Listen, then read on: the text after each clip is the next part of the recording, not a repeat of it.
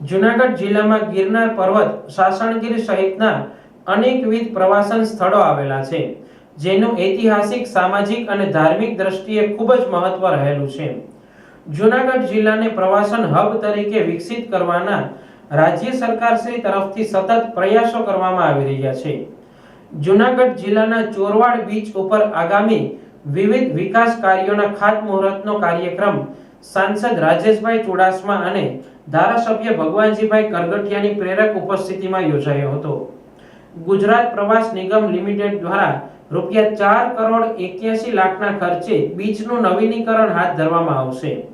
કાર્યક્રમમાં સાંસદ રાજેશભાઈ ચુડાસમાએ પ્રાસંગિક ઉદ્બોધન કરતા જણાવ્યું હતું કે શ્રી દધેશ્વર મહાદેવના સાનિધ્યમાં ચોરવાડના બીચને રીડેવલપ કરવા માટેનો આજે આ પાવન અવસર પ્રાપ્ત થયો છે.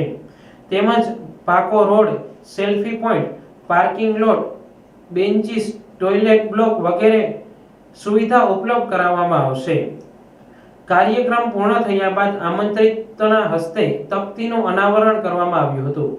આપને જણાવી દઈએ કે કાર્યક્રમની શરૂઆતમાં ટીવી જગતના જાણીતા કલાકાર મયુરભાઈ વાકાણીએ પ્રતિભાવ આપ્યો હતો. મયુરભાઈનું મંચસ્થ મહેમાનોએ શ્રી કૃષ્ણ ભગવાનની મૂર્તિ અર્પણ કરીને સ્વાગત કર્યું હતું. કાર્યક્રમની શરૂઆતમાં રૂપરેખા વિમલભાઈ મીઠાણીએ આપી હતી. સમગ્ર કાર્યક્રમનું સંચાલન રમેશભાઈ જોશીએ કર્યું હતું. કાર્યક્રમના અંતે આભાર વિધિ કુલદીપભાઈ પાગડારે કરી હતી.